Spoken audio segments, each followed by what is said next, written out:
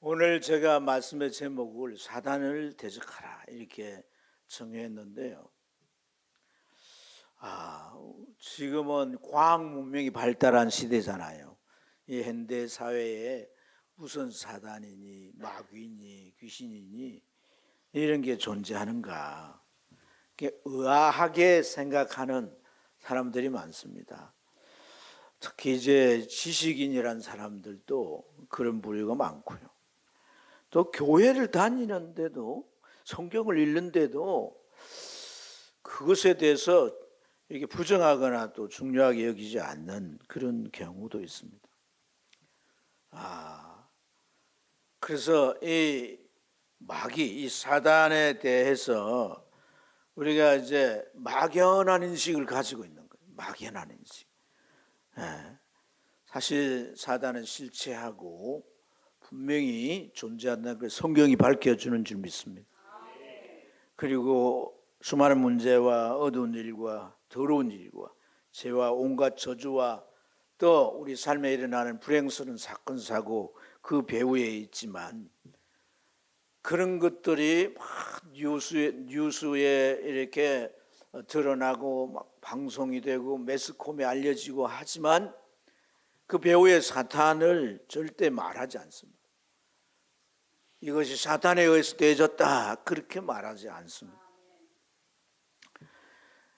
사단에 대해서 다루는 그러한 부분이나 우리가 그저 이렇게 막연한 생각은 어떤 소설이나 어떤 작품, 영화 같은 이런 데서 나타나는 그 악의 본질 이런 것으로 드러내죠.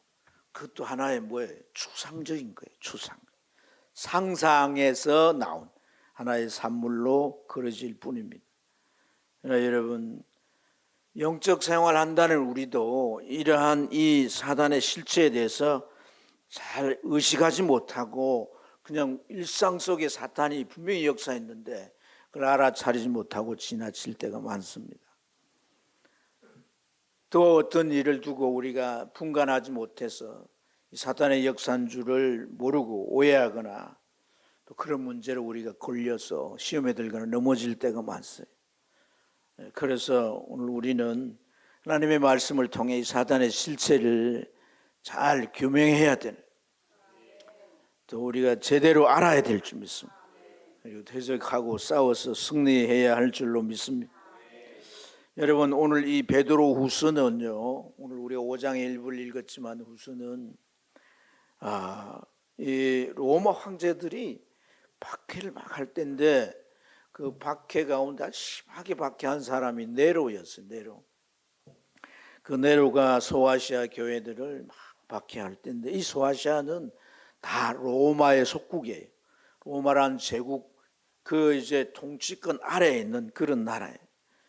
그래서 황제들이 박해를 하게 될 때 엄청난 교회들과 성도들이 환난을 겪게 되는데, 오늘 우리가 이제 읽었던 이 본문 5장의 일부도 사실 이제 그 큰 주제는 베드로 사도가 그 소아시아의 교회를 인도하고 지도하는 목회자들에게 한 내용들이 주된 내용들이에요. 그래서 지금 환난 가운데 있으니까 성도들을 이렇게 잘 이렇게 지도하고 이끌 때에 너희들이 그들에게 먼저 본이 되고 또 그들이 겪는 그런 여러 가지 박해 어려움에 참 곤고하고 너무 힘들어하기 때문에 위로하고 격려하면서 잘 세우라, 이런 얘기를 갑자기 하다가 갑자기 근신하라, 깨어라, 너희 대적 마귀가 우는 사자같이 너희를 삼키려고 한다는 거예요. 이런 표현들을 했습니다. 사실 현상적으로는 뭐예요? 박해잖아요. 박해. 로마 황제의 박해잖아요. 이 박해가 사단의 역사와 무관하지 않다는 거예요. 뭐와 무관하지 않아요? 사단의 역사와 무관하지 않다는 거예요. 박해가 그렇다면 그 많은 일들도 사단과 무관치 않는 일들이 너무나 많다는 사실을 우리가 잘 이해해야 할 줄로 믿습니다. 그래서 사탄의 존재를 알고 또 그를 대적해서 또 그가 우리 주변에서 항상 도사리고 우리를 공격하려고 있다라고 하는 것을 잘 깨달아요. 여러분 스가랴서를 보면요, 여호수아 곁에 천사도 있지만 사단이 옆에 있어요. 그곳이 어디예요? 성전이죠. 성전. 네. 그래서 사단의 활동 범위가 굉장히 넓는 겁니다. 사단이 두루 돌아다니다가 하나님 앞에 왔잖아요. 하나님이 그러잖아요. 너 어디로 갔다 왔냐? 예, 이곳저곳 다녀왔습니다. 동방이라는 곳에 가봤어? 예, 갔죠. 그게 욥이란 사람인데 봤냐? 봤죠. 욥은 의인이야. 정말 나를 경외하는 의인이야. 그러니까 사탄이 딱 딴질 겁니다. 하나님이 절대게 하시고 복을 주시고 번창케 하시고 자녀들도 뭐 성성장구 잘되게 그렇게 큰 복과 은혜를 주시니까 그렇죠. 그거 다 빼앗아 보세요.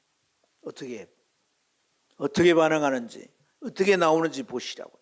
이렇게 이제 하는 모습을 우리가 볼 수가 있습니다.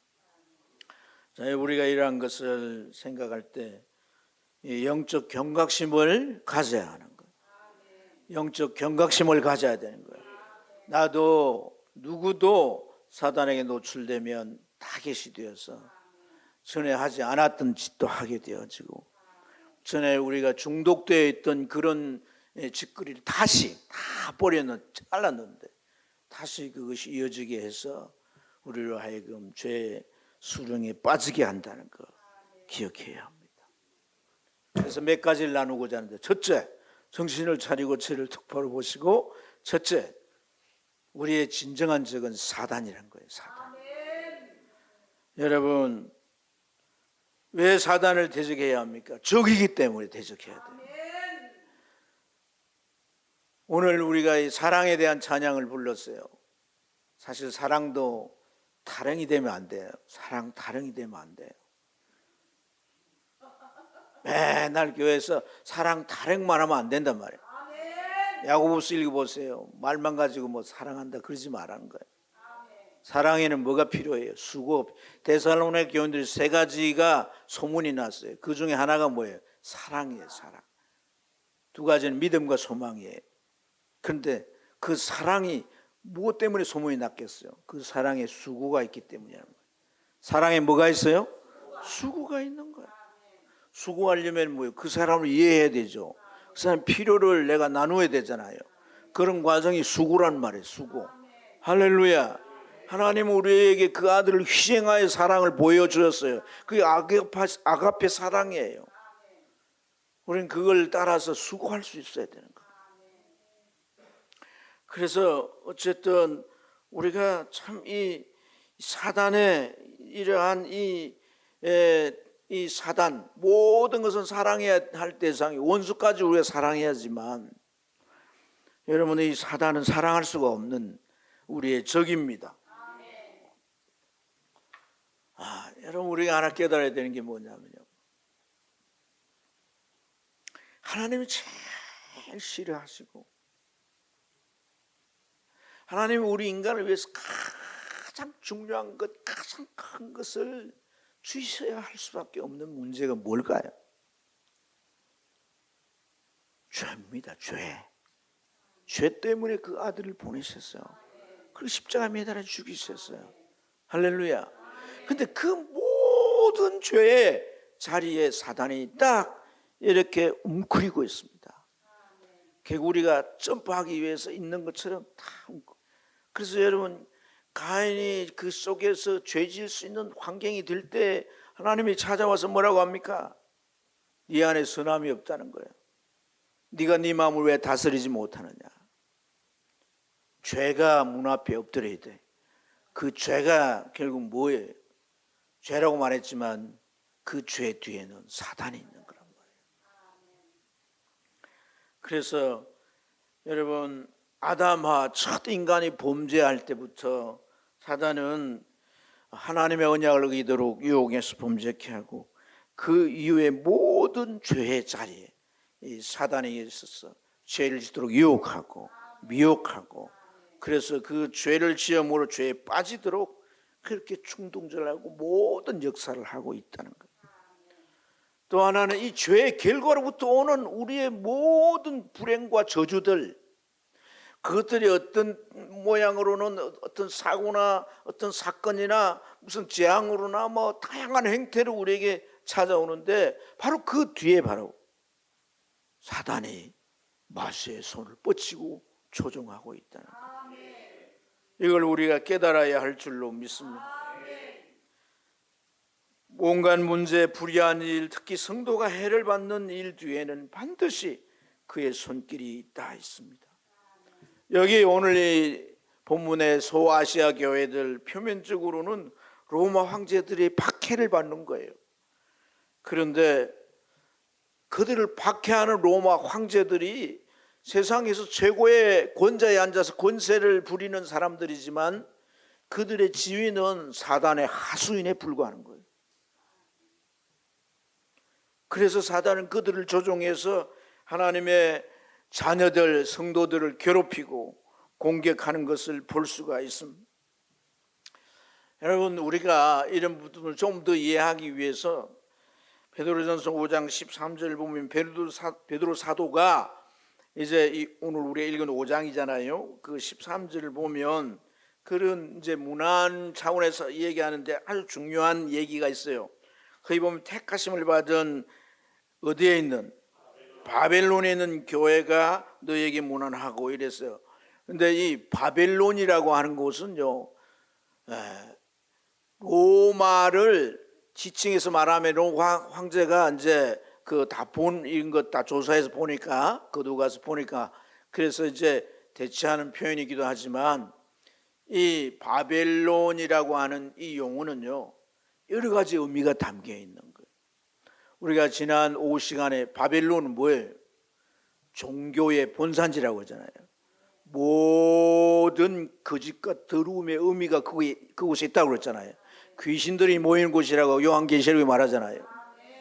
그러니까 영적으로 사단의 세력들이 주둔해 있는 거다 말이에요. 바벨론이라.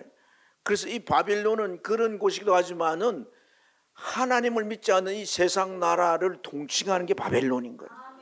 이제 이스라엘 백성들이 애굽에서 나와가지고 자꾸 세상 좋아하는, 이 애굽이 의미하는 세상 좋아하는 그 이제 애굽을 세상을 찾고 또 애굽의 성기가 또 우상에 빠지고 하니까 하나님은 또 다른 세상인 바벨론에 보낸단 말이에요. 그리고 그곳에서 정말 자기 신앙을 지키고 연단받아서 신앙이 딱 선 사람들이 돌아오잖아요. 이런 곳이 바벨론이단 말이에요. 바벨론. 그리고 그 바벨론이란 나라들을 지배하는 자가 누굽니까? 에베소서 6장 12절 말씀에 우리의 씨름은, 다시 말해서 우리의 선한 싸움은 통치자들, 권세들과 이 어둠의 세상의 주관자들과 하늘에 있는 악의 영들에 대함이라.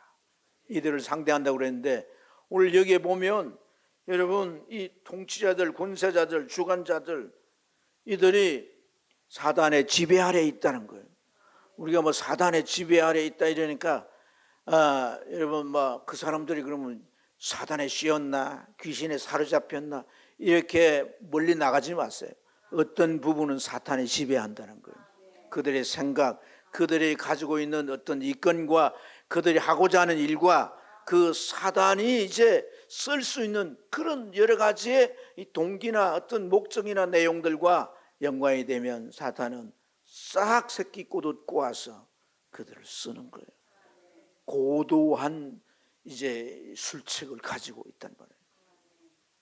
사람이 사단의 지혜를 절대로 뛰어넘을 수가 없는 거죠. 그래서요, 여러분 따라합시다. 사단은 특수한 우리의 적이다.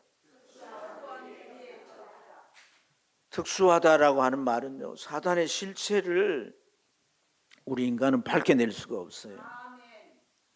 여러분, 과학이라고 하는 것이 오늘날 문명을 이끌어가는 이 주도적인 기술이에요. 그래서 세상에 무엇이든 이 과학을 통해서 다 뭘 실험하고 분석하고 그리고 그 모든 원리나 그 이제 그 안에 있던 이치나 그런 행태들을 다 구분해냅니다. 과학이 얼마나 발전했는지 몰라요. 예? 지금 중국에서 막 개발하려고 하는 게 뭐예요, 전사님? 중국에서 개발하려고 하는 거지. 개발하고 있는 거. 그거 있잖아. 응? 전자파가 서로 통하게 하는 그 광뭐 있잖아. 이게 원고에 없는 거라서. 미국이 개발한 거 중국이 먼저 개발했어요. 그것은요, 전선이 필요 없는 거예요. 과학이 이 개발하는 것 가운데는요, 굉장히 우리가 상상할 수 없는 세계를 개발하고요, 만들어내는 것 또한 정말 대단합니다. 지금 전쟁하는 나라들이 드론 가지고 이렇게 전쟁하고 있지만 이제는 사람 군인이 필요 없어. 그제 뉴스에 보니까 여러분 로봇가 공중제비를 하더라고. 로봇가 한 바퀴 도는 거야. 앞으로 한 바퀴 돌고 뒤로 한 바퀴 돌고 옆으로도 한 바퀴 돌고. 누가? 로봇가. 얘들 총 제피 놓으면 적과 싸우는 거야. 로봇도 없는 나라들은 다 죽어. 걔들은요, 사람은 총상을 입었는데 팔이 하나 나가서 그럼 군대 다시 군인을 쓸 수 없어요. 애들 팔 하나 나가도 다시 수리해서 고치면 돼. 다리 하나 나가도 다시 세단 하나 끼우면 다시 또 완벽한 군인이 되는 거예요. 과학이 이렇게 발달했어요. 근데 이러한 과학이라도 마귀와 귀신과 영적 실체를 드러낼 수 없습니다. 찾아낼 수 없습니다. 차원이 다른 존재입니다. 의술이요 얼마나 발달했어요. 거의 병을 정복해 가고 있습니다. 요새 의사들이 그러면 안 되는데 말이죠. 참 기도 많이 해야 되겠습니다, 여러분. 어쨌든 여러분, 사람이 귀신 들렸다고 말하는데 회부를 해보세요. 귀신을 찾아낼 수 있는가? 못 찾아내. 찾을 수가 없어. 그래서 오늘 우리가 물리적인 방법으로는 알아낼 길이 없다는 거예요. 그렇기 때문에 실체는 있으나 이 실체를 우리가 육안으로나 손으로나 어떤 물리적인 방법으로 알 수 없기 때문에 이 실체에 대해서 우리는 그 존재를 규명해야 되는 거다. 실체한다 이렇게 규명해야 되는 거다. 그리고 규정해야 된단 말이에요. 옛날에 소물한 사람이 쓴 손자병법에도 지피지기면 백전백승이다. 백성불패란 말이 본 말이라고 하는데 어쨌든 여러분 이러한 사단의 실체를 모르면 적인데 우리는 십중팔구 이렇게 쏘가서 그에게 당하고 마는 거단 말이에요. 승리를 위해서 그 존재를 잘 알고 또한 우리가 대처하고 여겨야 할 줄로 믿습니다. 그러면 우리가 사탄을 무엇으로 알 수가 있는가? 사탄은요, 사탄 자체를 절대 식별할 수 없습니다. 그럼 어떻게 식별하느냐? 사탄이 일으키는 현상, 사탄이 드러내는 어떤 이제 행위나 어떤 현상, 이걸 통해서 우리가 분별하는 거단 말이에요. 아멘. 마태복음 7장 27 말씀에 보니까 예수님이 그런 말씀을 그들의 열매로 그들을 알지라. 열매로 안다는 거예요. 어떤 것은 열매로 안다는 거예요. 열매로. 주님은 이걸 이미지 언어로 표현한 거예요. 나무에 알죠. 사과나무 저 알죠. 사과나무. 도시 있는 사람 잘 몰라도 시골에 있는 사람은 사과나무, 과수원 재배하는 사과나무 알죠. 그죠? 배나무도 감나무도 알죠. 그리고 마땅히 사과가 열릴 걸 또 알죠. 근데 이건 이미지 언어로 마치 그 나무는 그 열매를 맺는 것이 않냐 이 말이죠. 사단은 하는 일이 그 일이란 거예요. 그래서 그 일이 어떤 일인가를 우리가 잘 구분하면 이게 사탄의 역사라는 걸 알아차릴 수가 있다는 거예요.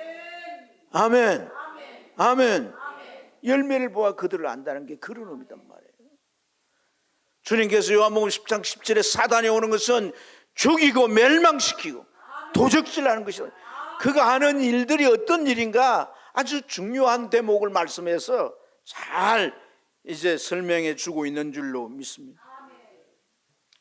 여러분, 우리가 사탄을 막 보려고 하고 이러면 안 돼요. 그건 우리 영역이 아닙니다. 우리 영역이 아니에요. 사탄은 어떤 드러내는 것을 통해서 그걸 우리가 분별해서 알아차리고 식별해야 되는데, 그러기 위해서는 사탄이 어떤 짓들을 하는가를 우리가 이해해야 된다. 성경을 부지런히 읽습니다. 여러분, 마음이 갑자기 우울해지고 갑자기 누가 미워지고 막 불현듯 그 사람이 막 죽이고 싶은 생각이 막 일어나는데 두 가지 요인인 거예요. 하나는 뭐냐, 내가 그 사람한테 상처받은 게 갑자기 떠오른 거예요. 무의식 가운데 있다가 이놈이 불쑥 올라온 거예요. 그것도 어떤 요인이 있어요. 요인이. 그래서 올라오는데 그 뒤에는 사탄이 충동질하는 거예요. 그래 미워해. 그래 너무 밉지. 욕해. 저주해. 막 이러면서 막 그 속에서 충동질하는데 그것도 모르고 나는 그냥 막 욕을 해대면서 막 있는 지기를 던지고, 갑자기 그러면 사람이 옆에 있는 사람도 갑자기 보고 미쳤나? 병원에 데려가야죠.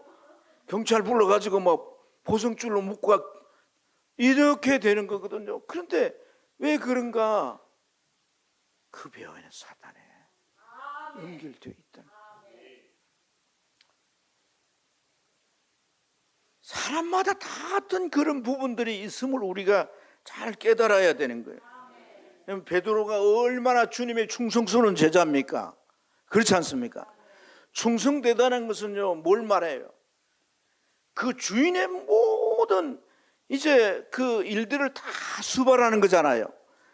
더 충성되려면 어떻게 돼요? 주인의 말 따를 뿐 아니라 그 입에서 말이 나오기 전에 말하려고 생각하는 것까지 읽어가지고 자스 이렇게 할 때, 야, 너는 진짜 충성되다 이렇게 말하거든요.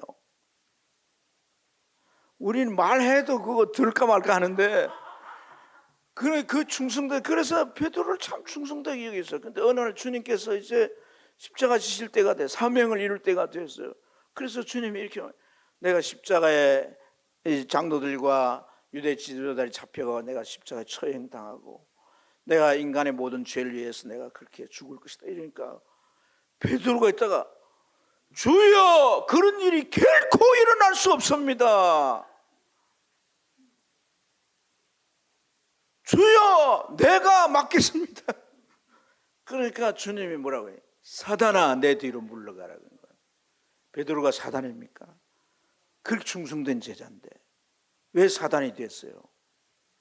사단이 베드로 마음속에 주의 진리, 주의 말씀을 이해하지 못하고 그의 생각으로 이 말을 하도록 작동하는 거다.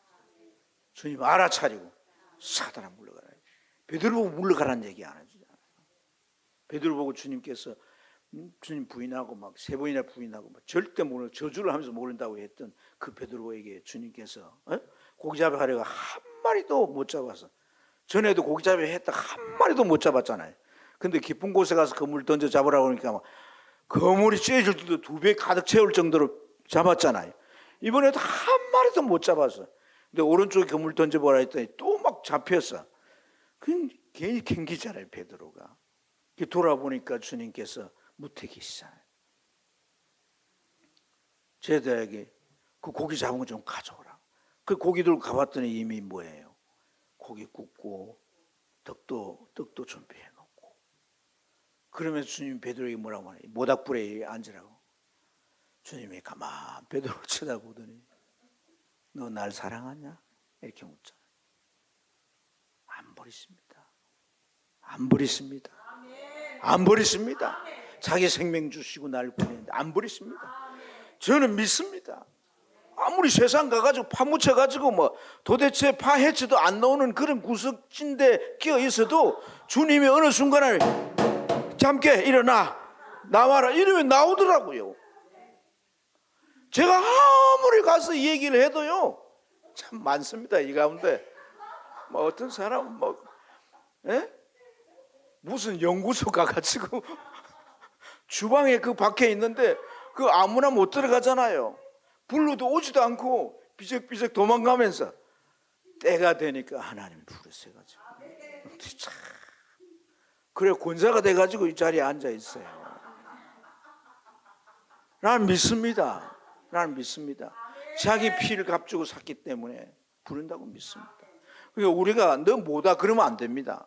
너 틀려서 그러면 안 됩니다. 너는 안 될 사람 그러면 안 됩니다. 주님이 포기 안 했는데 왜 지가 포기해? 지가 뭔데 포기합니까? 할렐루야.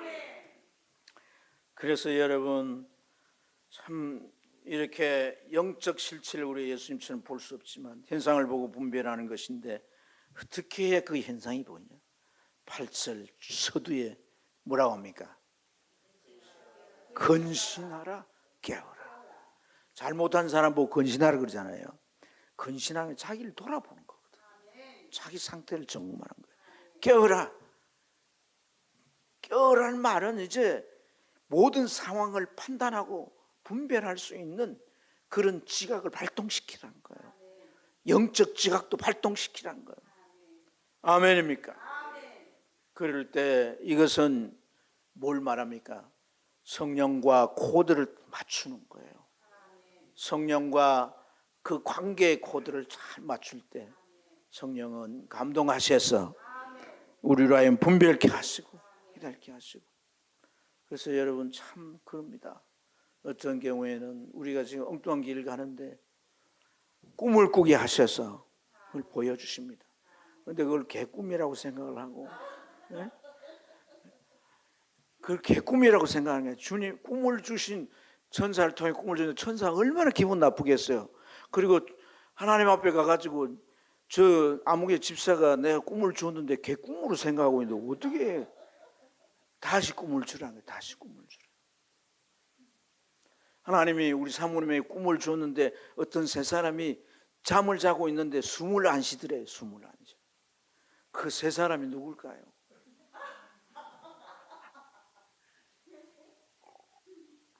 그 세 사람이 누굴까요? 꿈을 준 사람 알고 있더라고. 사모님에게 물어보세요. 혹시 나입니까?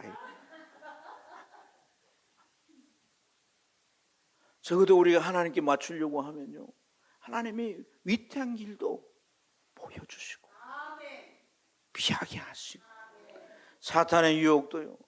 제가 뭐 몇 번 얘기했을 때 어떤 자매 집에 성경 공부하려고 언제 갔는데 너무 피곤해가지고 잠깐 누웠어요. 그때 당시는 제가 막 무악산 십자바위에서 기도하고 그리고 와 새벽 기도 인도하고 그리고 잠깐 누웠다가 양육 댕기고 전도하고 막 이럴 때거든. 너무 피곤해 잠깐 누웠는데 그 자매 입에 혀가 나오는데요. 2개가 나오는 거예요. 그리고 뱀처럼 나오려고 이런 거. 깜짝 놀래가지고 이게 무슨 짓인가 조심해야 되겠다 그랬죠. 그랬더니 성경 공부하는 시간에 진짜 성도가 해야 할 말이 아닌 다른 말을 하는 거. 너무 또 상상하지 마세요. 상상하지 마세요. 네. 그래서 건면하고 제가 그러면 안 된다고. 또 자매라고 그러니까 이 교회 누가 어떤 여집 사입니까? 다른 교회 갔어요. 다른 교회. 어쨌든 사랑하는 여러분, 우리가 깨어 있어야 되는 거예요. 자, 그 다음에 이 사탄이 이렇게 공격하는 데는 뭐가 있을까요? 목적이 있다는 거예요. 사탄의 목적이 있는 반면에 하나님의 목적 또한 있습니다. 이걸 우리가 알아야 하겠습니다. 본문의 소아시아 교회 성도들에게 처한 사항은 로마 황제의 박해인데요. 하지만 이 박해는 표면적인 일이죠. 그래서 위협을 하고 두려움을 주고 공포를 느끼게 하고 실제 고통을 받게 하는 건데요. 이게 박해는 표면적인 일이지만 그래서 막 이 위협과 두려움과 공포가 느껴지고 고통 때문에 막 이제 소아시아 교인들이 너무나도 힘든 상황에 있지만은 사단의 목적이 뭐냐? 신앙을 포기하는 거예요. 박해라고 하는 수단은 신앙을 포기하게 하기 위한 그런 단계의 공격입니다. 참 간단해요. 사람을 잡아다가 막 고문을 하고 고통을 주고 나중에 명수의 밥이 되게 하고 화형을 시키는 이런 엄청난 일을 저지르면서 딱 하나 예수 부인하고 예수 안 믿겠다 포기하면 그거 싹 없애버려요. 너무 사단의 역사가 이때어 있지 않습니까, 여러분? 그렇지 않습니까? 아니, 무슨 죽을 죄를 지었다고 막 사람을 그렇게 죽이냐고 비참하게. 그런데 예수 포기하면 딱 없어지는 거예요. 그게 이게 사단의 목적 아닙니까, 여러분? 사단의 목적인 거예요.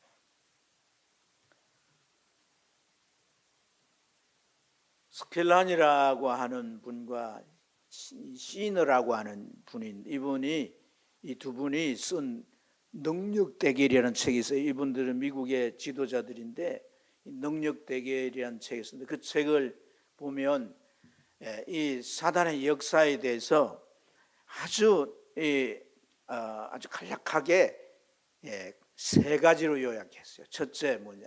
첫째 사탄이 어떻게 역사하느냐? 어떤 일을 역사하느냐? 어떤 역사를 하냐? 시험이에요. 시험. 뭐라고요? 첫째는 뭐? 둘째는 뭐냐? 대적하는 거예요. 뭐 하는 거예요? 셋째는 속박하는 거예요. 속박. 여러분 시험이 뭐냐?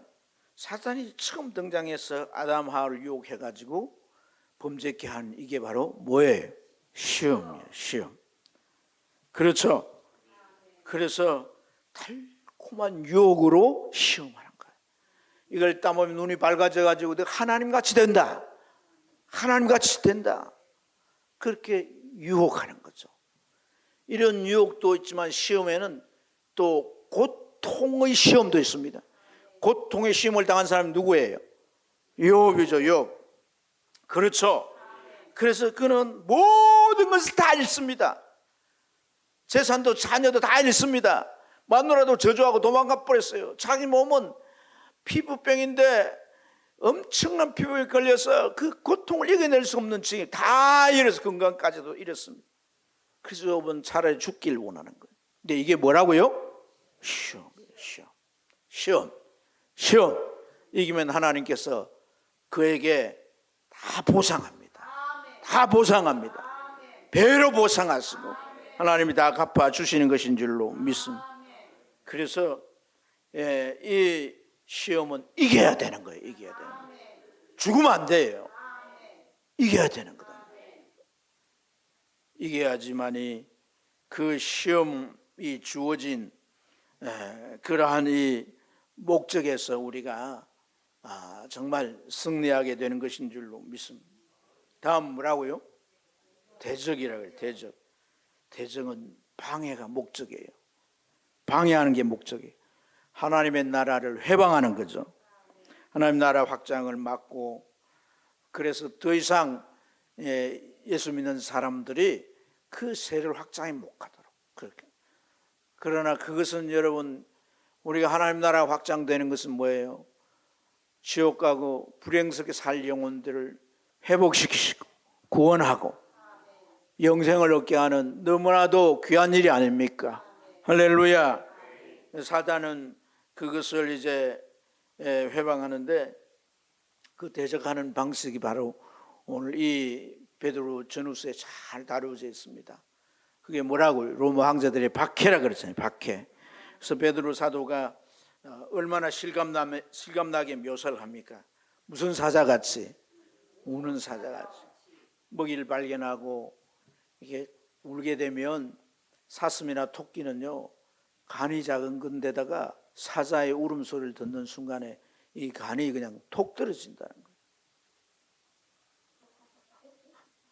간이 작은 데다가 사자가 막 어르릉 하면 그 붙은 간도 그냥 톡 떨어진다는 거예요.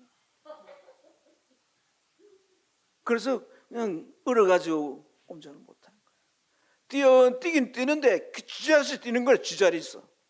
어디로 뛰어야 피할 줄을 모르는 거예요. 그래서 먹잇감이 되고 마는 거죠. 사단은요, 그 방해의 이 회방이 하나님 나라 회방, 우리의 신앙생활 잘 해나가는 것, 사명을 위해 사는 이런 것들을 회방에 의해서 고도의 술책을 쓰는데, 여러분 실제로 교회와 성도를 공격했던 로마 황제들은요, 어떤 이유들로 인해서 이 기독교인들을 이렇게 박해하게 되었느냐, 자기들을 신처럼 여기지 않는다는 거예요. 그래, 신처럼 숭배해야 되는데 신처럼 여기지 않는다는 거예요.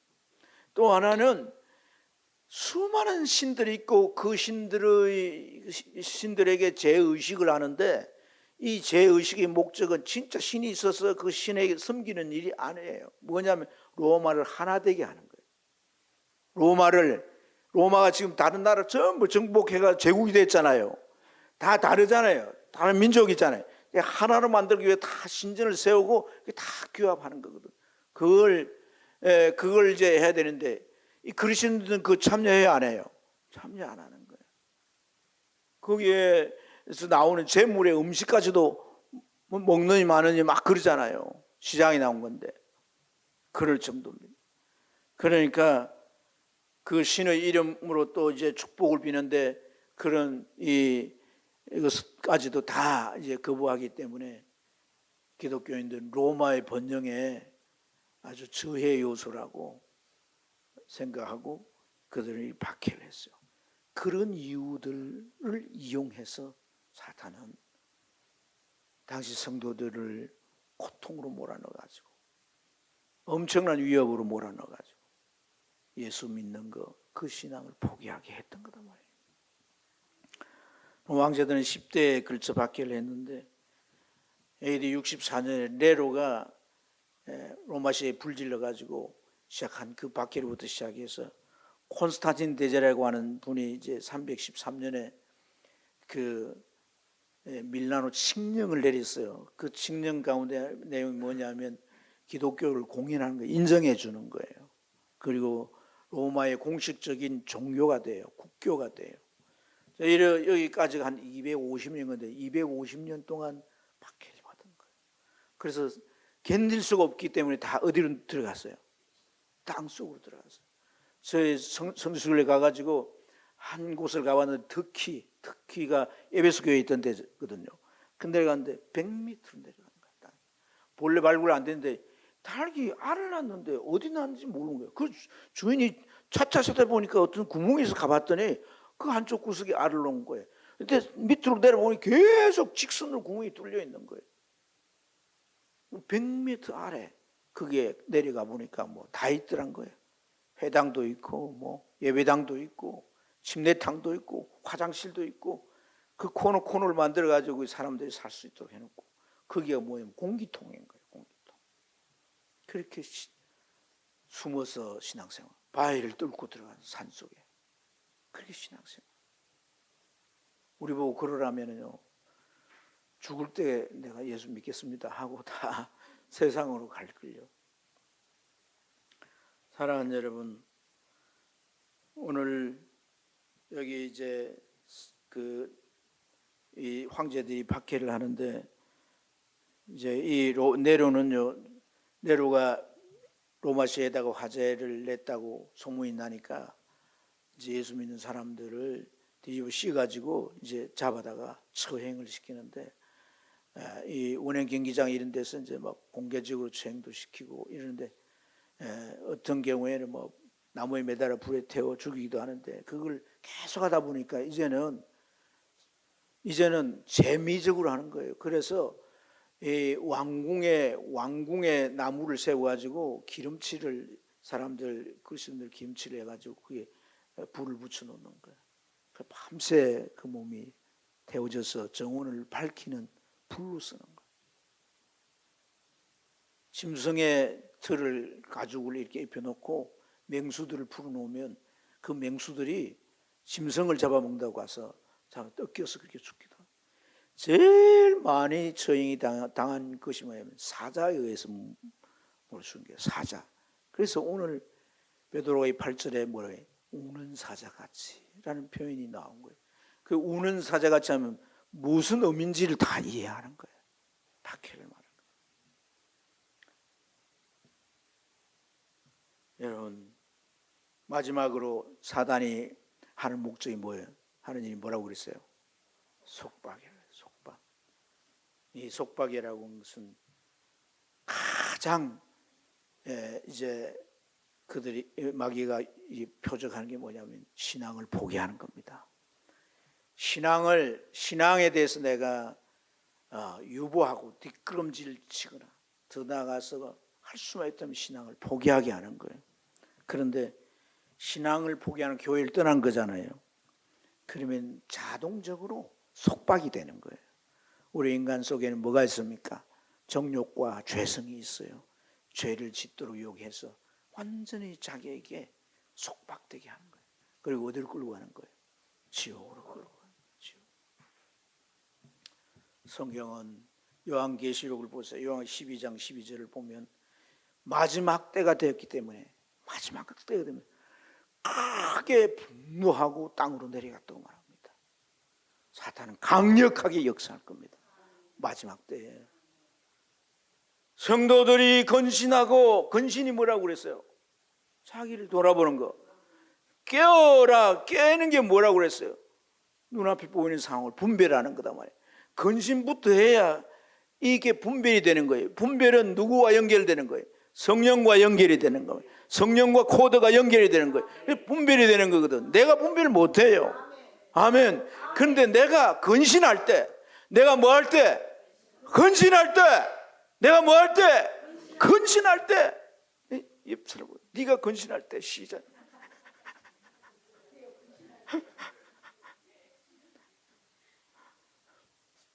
싸움 일어날까 봐 못했어요? 건신할 때, 우리가 건신할 때. 바꿔보겠어요. 우리가 건신할 때 시작. 서로 손짓을 하면서 손가락으로 하지 말고, 그렇지. 우리가 건신할 때, 나를 돌아보고 내 위치를 파악하고 내가 지금 어떻게 해야 될지까지 생각이 이르게 되면 성령께서 우리와 코드를 맞추시고 우리와 분별케 해주시는 것인 줄로 믿습니다. 하나님은 어떤 목적으로 이런 것들을 허용하십니까? 사탄의 역사를 통해서 우리를 다듬어 가십니다. 자, 베드로 사도 이걸 너무나 잘 말씀해서 10절을 우리 같이 한번 읽으면 좋겠습니다. 10절 읽습니다. 시작.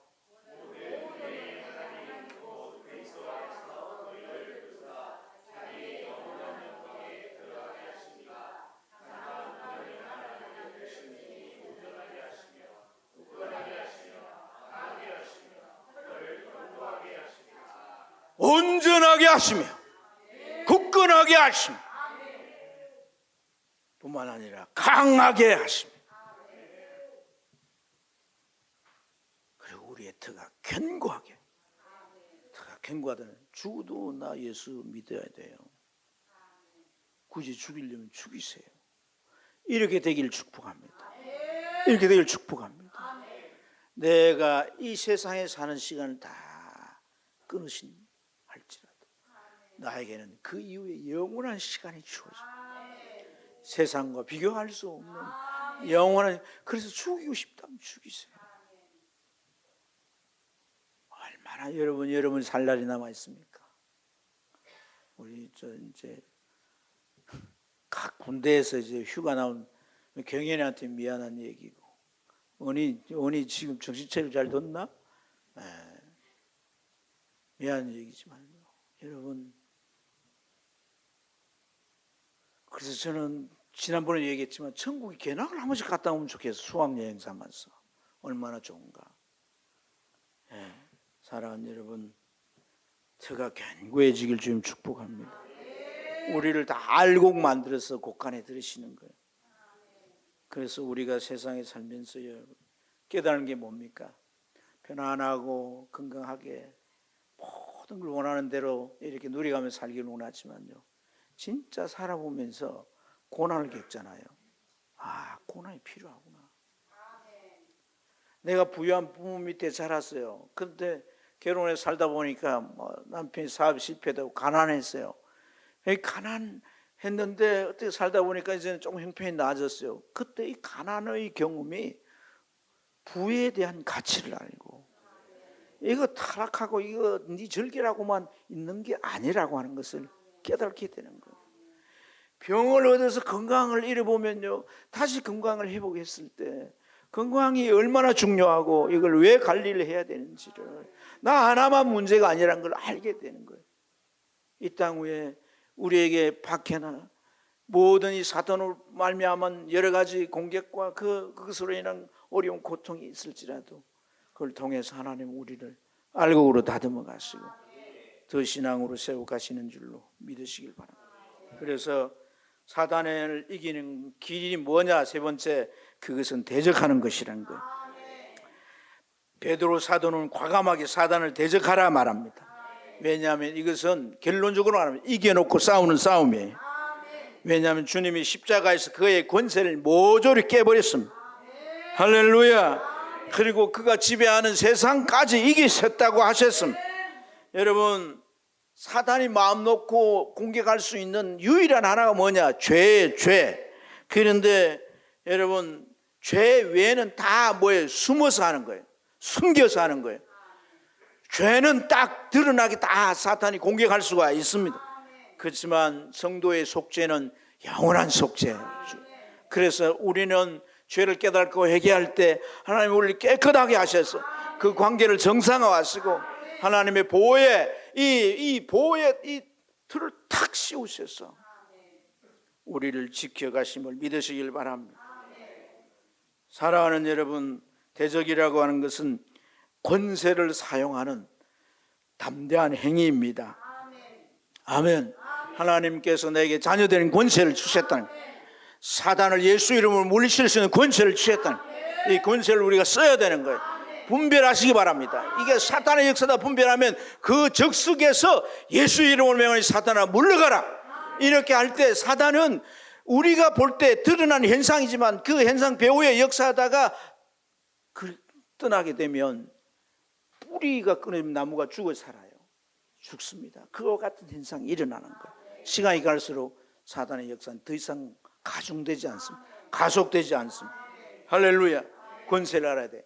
출애굽기 14장에 보면 이제 이스라엘 백성들이 애굽에서 나와가지고 모 앞에, 홍해 앞에 있습니다. 홍해 앞에. 그런데 어떤 일이 벌어졌어요?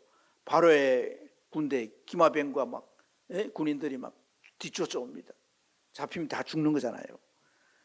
그래서 백성들이 아우성을 치고 막 모세 보고 막 항의를 하면서 막 이렇게 합니다. 근데 모세가 그 상황에서 하나님 앞에 막 부르짖어서 기도를 했나 봐요. 그래서 14장 15절 16절 보면 뭐라고, 너는 왜 내게 부르짖느냐 이렇게 말해요. 하나님께서 모세에게. 아니 지금 다급한 상황에 부르짖는 건 당연한데 하나님께서 모세에게 너 왜 내게 부르짖어 이렇게 말한단 말이에요. 그리고 뭐라고 말씀하십니까? 16절에 백성들을 홍해를 향해서 가게 하고 너는 뭘 들라는 거예요? 지팡이를 내밀어서 홍해가 갈라지게 해라는 거예요. 지팡이가 뭐예요? 하나님이 능력을 부여하신 것이다. 능력을 부여하신, 자녀란 이 이름 아래 하나님은 우리의 능력을 부여하신 거예요. 모세가 10번째 재앙을 계속 재앙할 때마다 지팡이 썼잖아요. 그런데 홍해 앞에 안 쓴 거란 말이에요. 어떤 데는 쓰고 어떤 데는 안 쓰고 그러면 안 되는 거라며. 우리는 무엇보다 이 사단의 이 교모한 자기를 숨기고 역사하는 이런 것들을 드러나는 여러 가지 현상을 통해서 분별하고 예수 이름으로 사탄을 물리쳐야 되는 거예요. 할렐루야. 그래서 사랑하는 여러분, 사탄을 대적할 때, 대적했다라고 하는 것은 사단이 자기를 너무나 잘 알고 있다는 거예요. 사탄이 내가 누구면, 내가 능력이 많지만 이걸 성도들에게 하나도 쓸 수가 없다는 걸 사탄이 이제 이 성도가 알고 있다는 걸 아는 거예요. 그래서 도망갈 수밖에 없어요. 우리가 예수 이름 물러가라 이러면 막 천사들 굴 때까지 와가지고 막 사탄을, 그런 게 아닙니다. 내가 아는 거예요. 아는 게 믿는 거예요. 이 믿음으로 사탄은 내가 확실히 알고 있고 믿다고 사탄이 파악할 때 더 이상 우리에게 역사할 수 없어요. 할렐루야. 이것은 바로 우리가 영적으로 해나가야 될 문제고 그럴 때 성령은 우리에게 승리의 날을 보장해 주시는 거예요. 이런 복이 있길 축복합니다. 축복합니다. 우리 이 시간 기도하겠습니다.